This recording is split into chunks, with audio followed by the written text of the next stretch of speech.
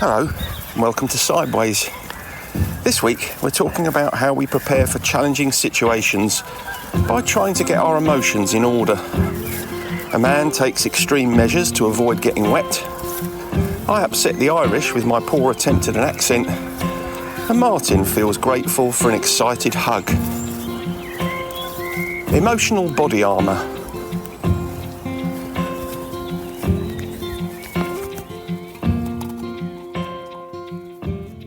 Good morning. Good morning. How are you? I'm all right. How are you? All right, thank you. Yeah, not bad. Apart from it's raining outside. We have to mention the weather, don't we? It's not raining. It's just the sun's just come out. Oh, is it? Oh, it hasn't come over to my part of the town yet then. You're on the wrong side of town, aren't you? I am at the moment, mate, yeah. You're on the wrong side of the tracks, aren't you? I've heard that said about you quite frequently. It is, yeah. Weather-wise, you're absolutely right, mate, yeah. So anyway, we're starting slightly early today because you've got to zip out, haven't you? I'm going up London. You're going uptown? Yeah. I'm going to see my son. Oh, right, okay, good work. Yeah, take the dogs, have a walk round Clapham Common. Oh, right, okay, yeah. Won't do any dogging, obviously. Is it famous for that then? I think it is, isn't it? Haven't people been caught on Clapham Common? Oh, have they? Doing nefarious things to one another. It may be, yeah. I don't know if that's dogging particularly, though, is it? Well, I don't know. It's just dogging just came into my head. Because you'll be taking the dog. Exactly, because I've just taken the dogs out, so... Anyway, I think I better move you gently on towards what we want to talk about today. Yeah, okay, yeah. Because this is our last episode of season 8. Is it? It is, yeah. So should we mark it in some way? Oh no, not particularly. But well, it's just by us saying it, I think, Mark. So it's I suppose it does, yeah. It does really. I mean, each season is 6 months, isn't it? So 8 seasons. We've done 4 years worth. 4 years. 4 years worth. Yeah, and it's taken us a bit longer than that because we've had little breaks, haven't we, from time to time? So. I bet it feels like 4 years at least for some of our listeners, don't you? Probably. If they're still sticking with us after 4 years, they've done remarkably well. You know what I mean? They've prepared themselves for it. They've had some psychological body armour on to get used to it. Oh, yeah, so what you want to talk about today then? Yeah, it's quite clunky, that one, really, wasn't it? And it didn't really fit. But it was fine. Yeah, it was something I mentioned in last week's episode, wasn't it? Because I sort of stumbled across it. Yeah. While I was researching sort of the psychology of clothing. Yeah. So it sort of leads quite seamlessly into this. Yeah, I know you like to have a narrative arc, don't you? If that's what it's called, then yes, I do. Yes. Yeah. So things hang together in a sort of reasonably coherent manner. Yeah, that's right. And I'll come back to Arc at the end of the episode, actually. So just bear that in mind, yeah. Okay, Joan of Arc? Well, I'm not telling you. All right, okay. Not telling you. I don't want to spoil the... Okay, no, fair enough, yeah. But, psychological body armour. Yeah. Which is basically the concept, or the concept of psychological body armour suggests that we can prepare ourselves to cope more effectively with the hard things in life. Okay. Right, okay, I see. Like listening to 4 years of Sideways. Exactly. Yeah. I'll come back to that in a moment when we look in the main bulk of the episode. But before we start, it's just a headline which it wasn't particularly funny, but it just made me think a little bit. There was a headline that went, man spends 2 years building tunnel from house to shed to avoid rain. Now, I was going to say, it's funny to a certain extent, but I just thought to myself, I can't imagine a bigger waste of time.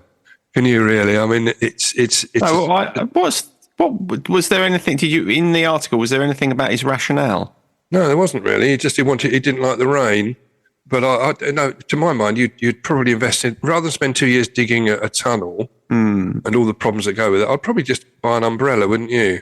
I'd want to investigate that in therapy, I think. Would you? There's something going on there, isn't there? I mean, my first instinctive response is, here's someone who wants something to either keep him occupied or keep him out of the house or keep him away from someone. Okay. They're the things that immediately spring to my mind, because that is a patently stupid thing to do, isn't it? Building a tunnel from your house to your shed.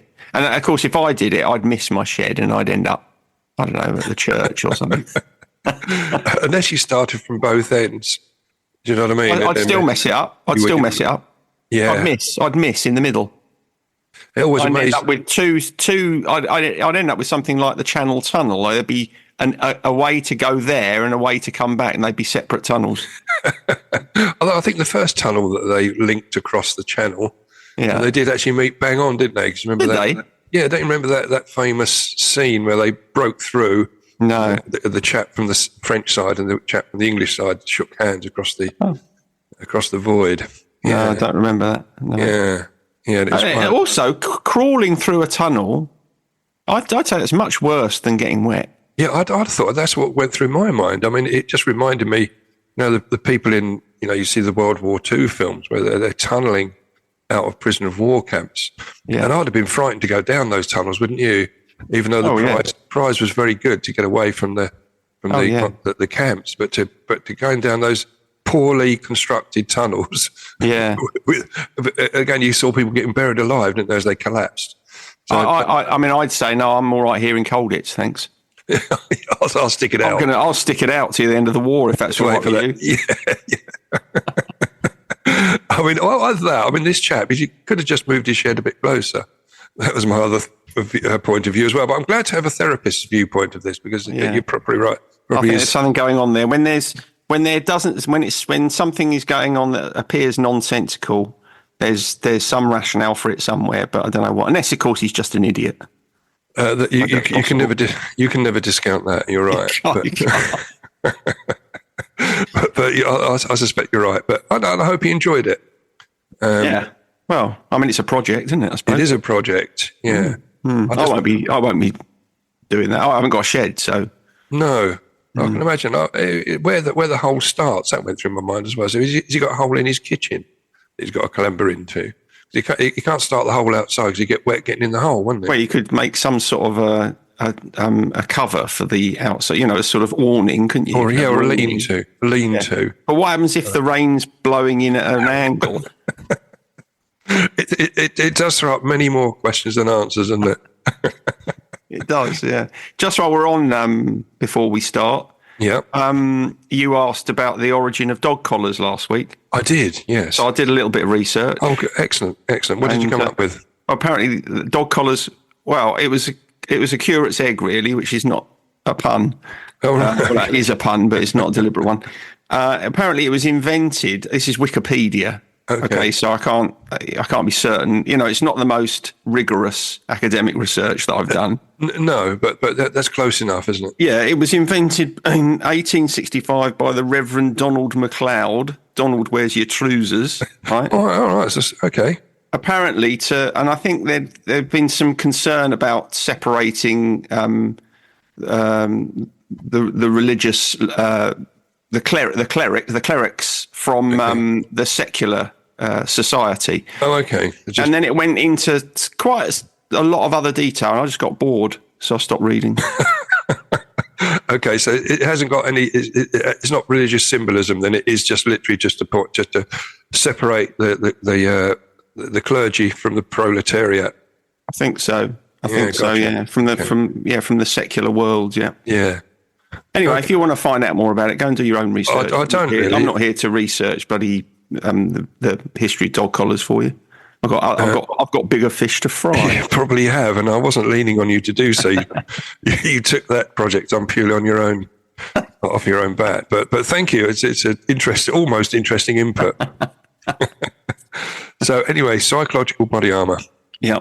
Should we do a bit of that? Yeah. There's not a great deal to say about it, so it might be a reasonably short episode. But well, that's good because I'm going to London. Yeah, you are, and you don't want to be hanging around with the likes of me, do you, over the air? I'm just going to read you a short passage which sort of sums it up. Yeah. Psychological body armor comprises those personal skills and attributes that allow us to deal effectively with daily struggles and significant life challenges. Just as soldiers wear helmets and protective gear to protect against physical injury, the concept of psychological body armor suggests that we can prepare ourselves to cope more effectively with the hard things in life. Right. That's quite clear, isn't it? Really, it is. I'm just thinking what those things are. Okay, well, you're going to come on to that. I'm going to help you out there. Yeah. Great. Okay. Because basically, it consists, psychological body armor consists of your attitudes. Oh, okay. All right. Yeah. Your beliefs, your behaviours that enable you to react in an adaptive way to adversity. A good example is the psychological trait of hardiness. Now, I wasn't quite sure what hardiness meant particularly, but Isn't it a bit like stoicism? it is. Well, it's a bit like, I think the easiest way to illustrate it really is like you have when you're planting, or you put something in the ground to plant. It's like a hardy annual. Oh, Okay, that's okay. what Yeah. sprung to mind when I was researching this. Yeah. You put a flower in, or Yeah. whatever it is. It might not be a flower, it might be something else, a vegetable or something. It's a hardy annual. So each year, it survives the elements, doesn't it? Yeah. All year round, it'll bloom again come the spring or whatever. Isn't that a hardy perennial?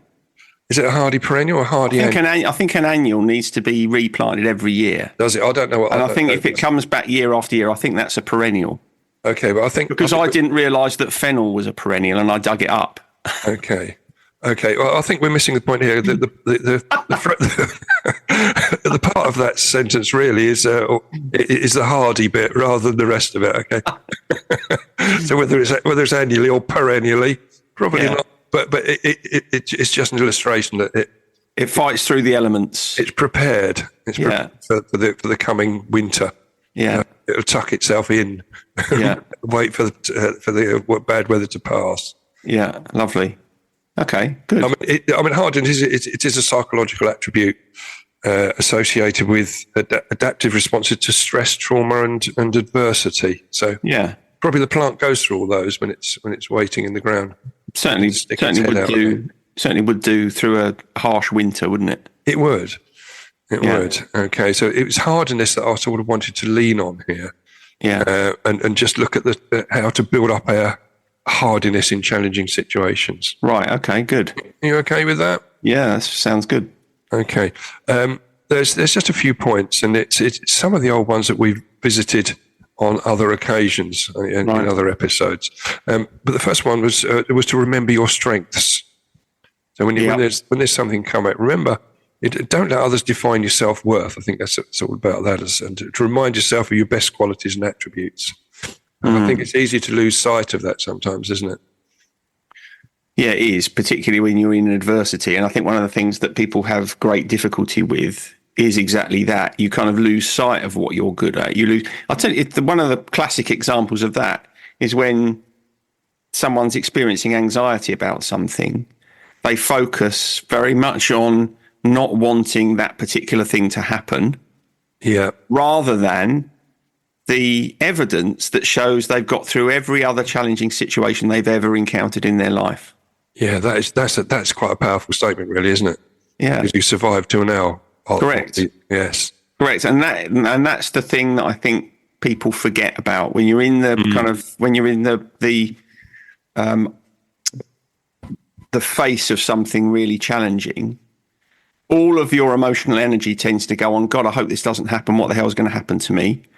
Rather than that realization that, well, you've met challenging situations many times before in your life, and you've managed to survive them. You've come through. The reality is, you will survive everything. Apart, eventually something will get you. But it only happened once, won't it? We all have mortality written for us. Yes, it's going to happen at some point. But you're right. Pause and reflect was the next point. So give yourself time and space to so that you respond rather than react. So if you've got something coming up, I mean, a lot of us, it goes back to a little bit of the fight or flight situation. You can run away from stuff, can't you? And hide away because you don't fancy it. It looks too hard. But if you pause and reflect on exactly what the situation is, there's always answers. There's always ways through. But there's always options. There's always options. That's one of the things that people, I think, don't recognise, don't realise. They think, that can be one of the most debilitating situations you can be in, where you think, I'm stuck. Yeah. I'm really stuck here. But I can't say in every case, but in almost every situation, you do have options. Some of them might not be palatable. Yeah. But I think sometimes just the recognition that you do have choices can make things feel a little bit better. The other thing about reviewing and reflecting is that you quite often can't do it in the moment. So when you're facing something challenging, you might not be able to pause and reflect, and you might find that you make a decision and it's a bit knee-jerk and it doesn't go terribly well.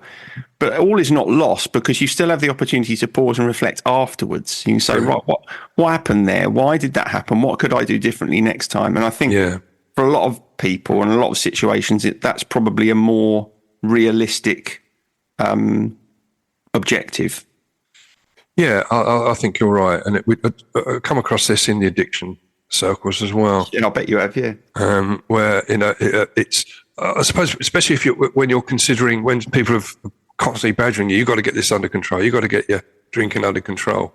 Your first reaction is to drink more because it's unpalatable what it is going for. But when you do take time to reflect and think, even though it's quite tricky if you're in the madness and you're not thinking straight, reflect on what the benefits are going to be and what's going to happen the other end, and have time to consider, and again consider all the options available. Yeah, and I suppose the other relevant situation in recovery is lapse and relapse. It is, yeah, because you only come back into recovery if you've paused and reflected. You have, yeah. You think, okay, that's not great. Yeah. Why did I do that? How did it happen? How can I try and make sure it doesn't happen again? That's the only way you're going to end up back in a group, isn't it? It is, sitting down and saying, I've drunk, I picked up, whatever. Yeah. And I think that's an illustration of the importance of pausing, reflecting, even after the event. I think you're right. Absolutely right.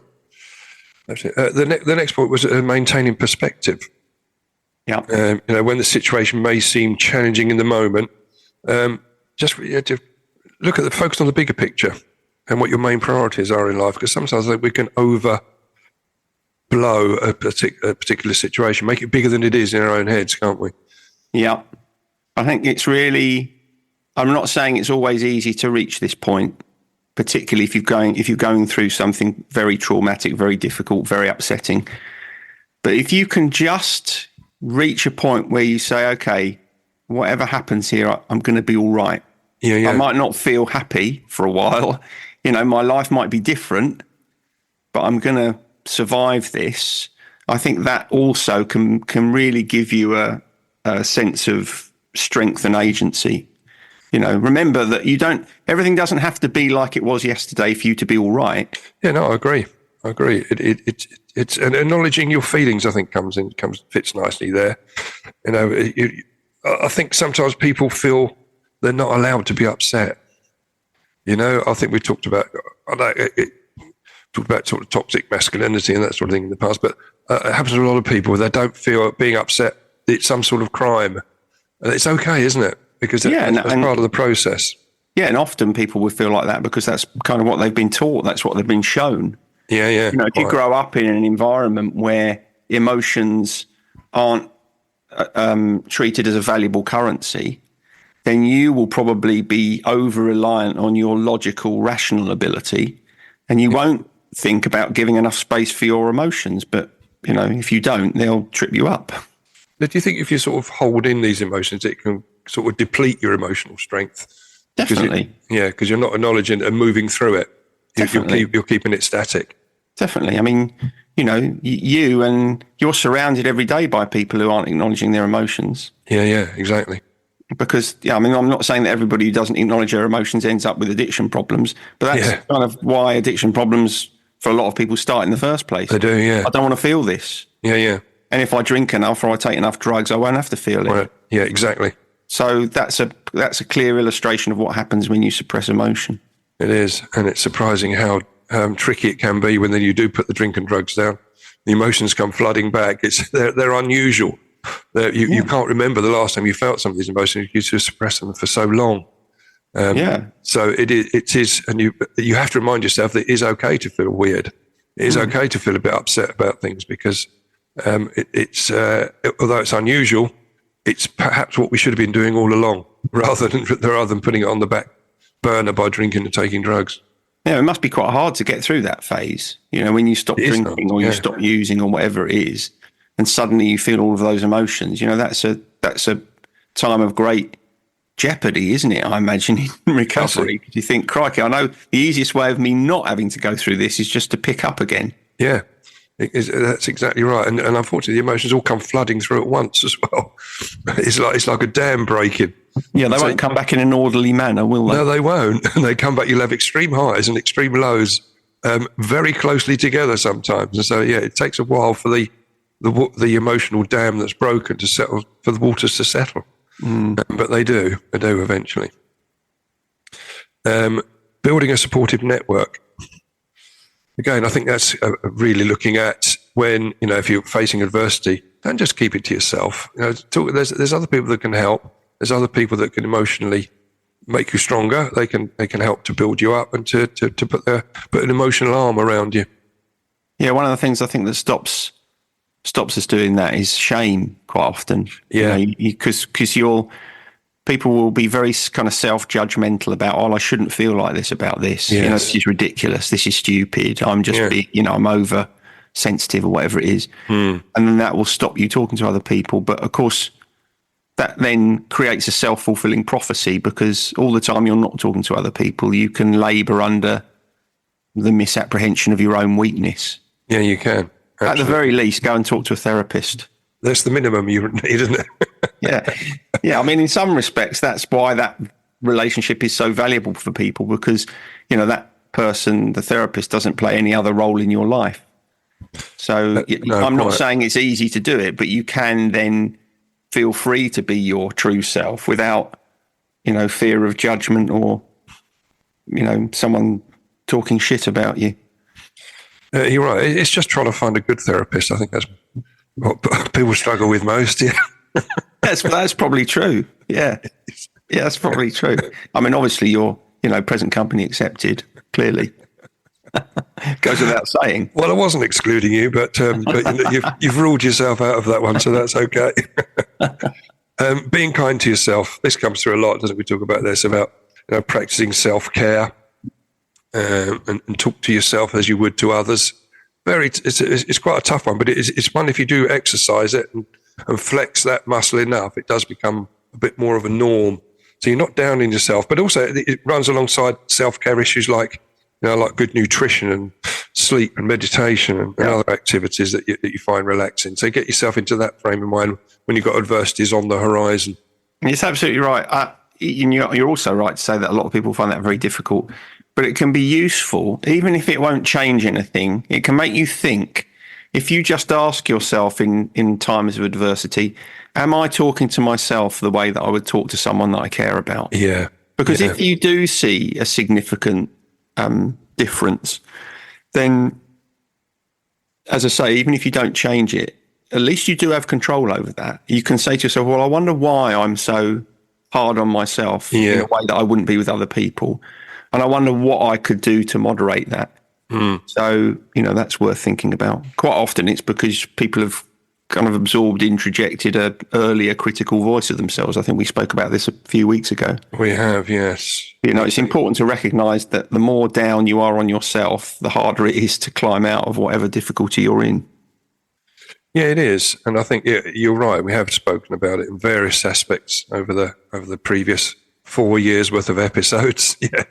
Over our previous 8 seasons, we've touched on that on more than one occasion. Yeah. We've done 8 seasons without getting relegated. We say to the top flight. I don't know the top flight of what. I don't know if we're in the top flight. I'd say we're probably National League. National League. We're right down there, aren't we? Van Rama South, we are.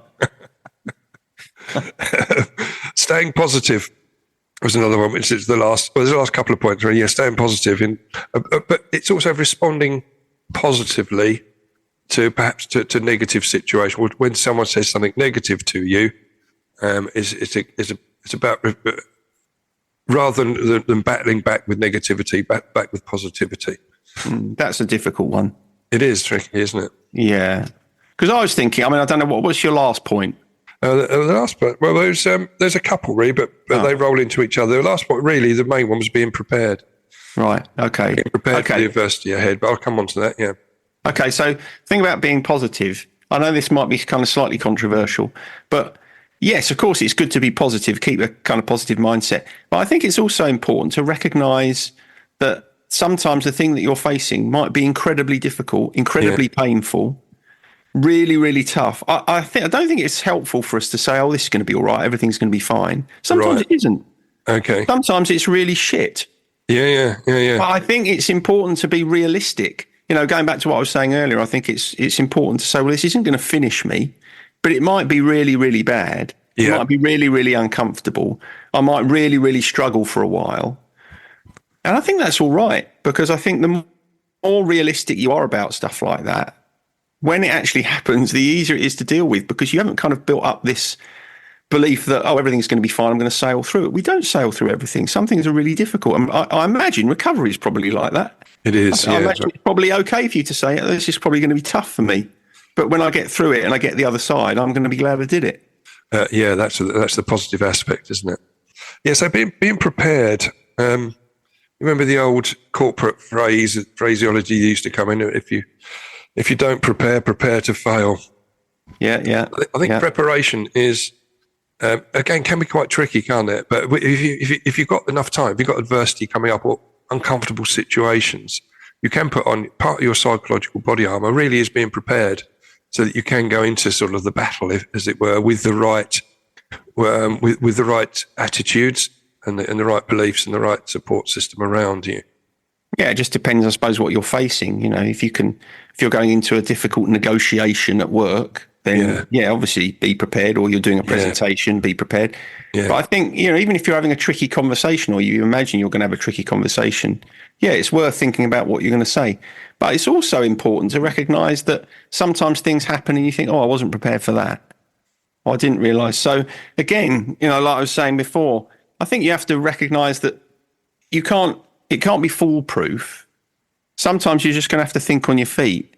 Absolutely. And you have to be prepared for that as well. So you're being prepared for not being prepared. Yeah, you are, to a certain extent. I always reckon you can only really prepare the first line of a potentially difficult situation, a difficult conversation.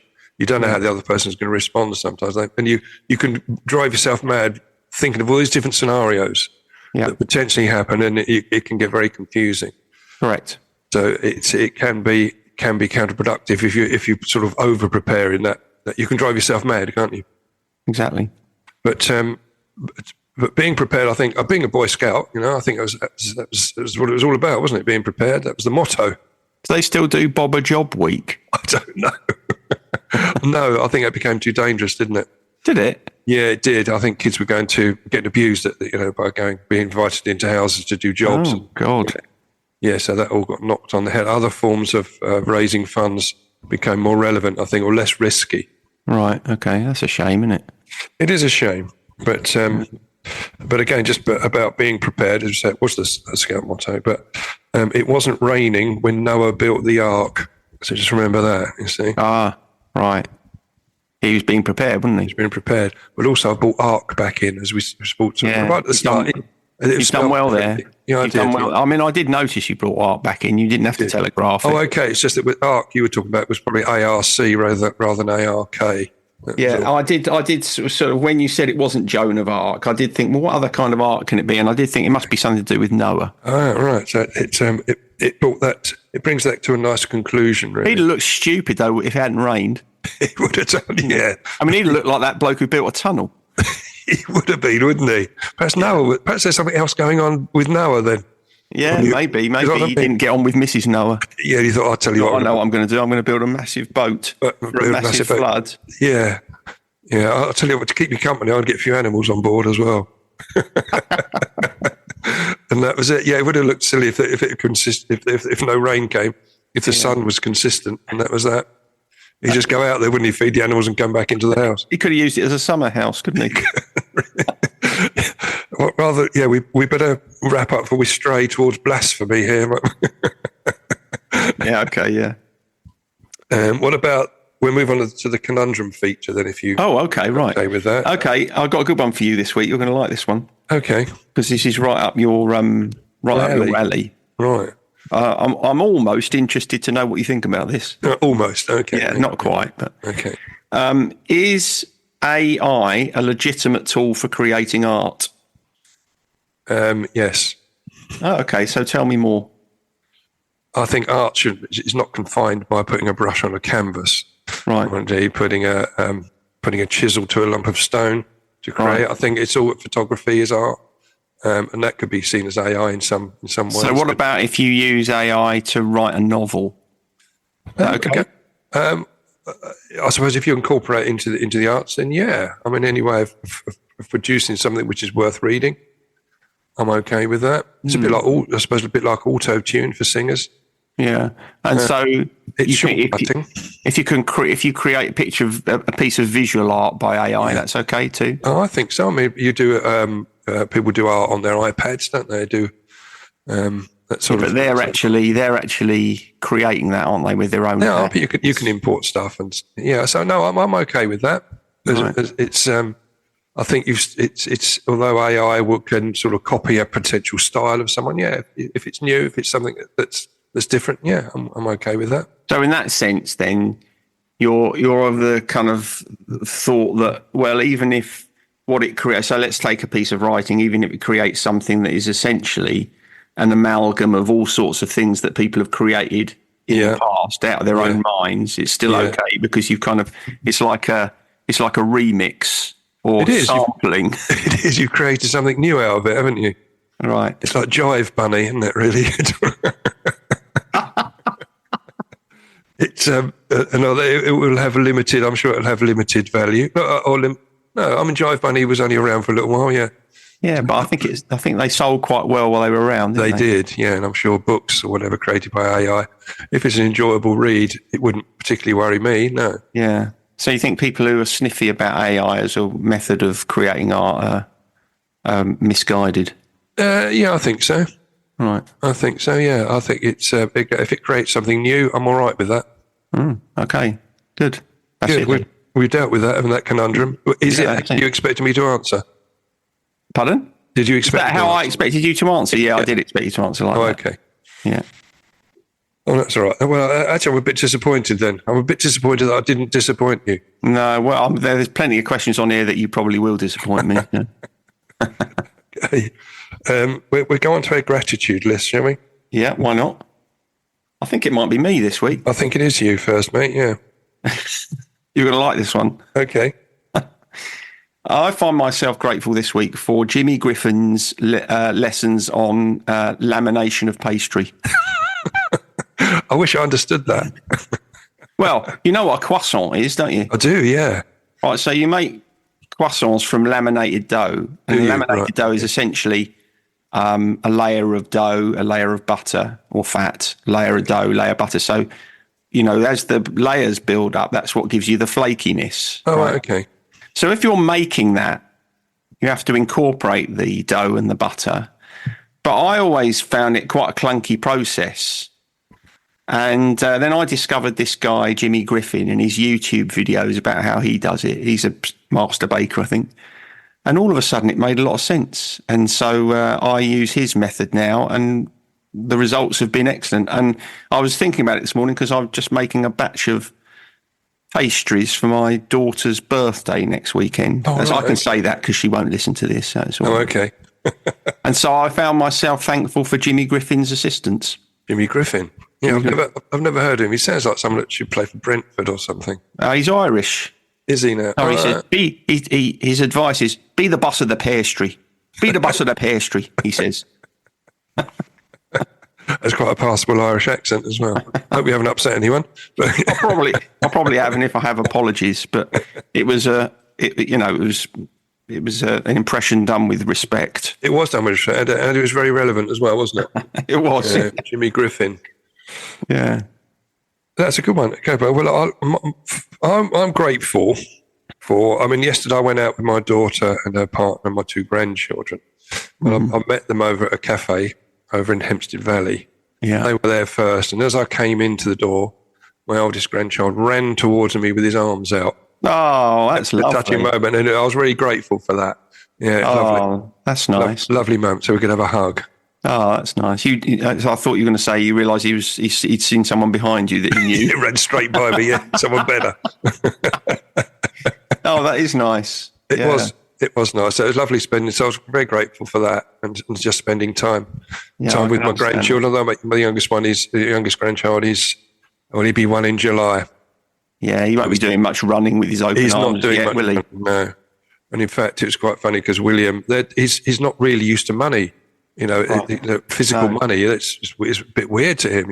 Yeah. And I was with him. And I was buying something in WH Smith's. Yeah. And I gave him the money to pay the lady for my. Yeah. Well, it was for my Viz magazine. Right? Oh, nice. Yeah. he thought it was a comic. I said, no, you can't really read. Did you read it to him later? No, I didn't. But the funny thing about it was, he gave the lady the money.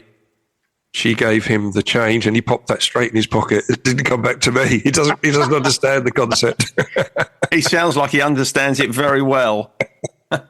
So that made me laugh. I never saw that bomb straight in the pocket. So there's a lot of gratitude. I was grateful to be alive to see that and to engage in all that. That's lovely. I mean, I'd say, if anything, it's even slightly stronger than my gratitude for Jimmy Griffin. It's on a par, mate, at least, isn't it? It's up there. You only thought you sounded like a Brentford player because Griffin Park was Brentford's home, wasn't it? Yes, exactly that, yeah. Yeah. So I just associated it very quickly with Brentford's old ground. You did, yeah. Okay, on this day in music, but which year? Well, I can't do worse than last week, can I? I mean, you got 0 last week. Well, yeah, but it wasn't even a close 0, was it? It was appalling. It was a little bit wider than mine. Well, I felt embarrassed, if I'm honest. I think you might get a little bit closer this week. Well, the first one is number 1 in the UK. Yeah. Which year was Deeply Dippy by Right Said Fred, number 1? Oh, my Lord, that's difficult.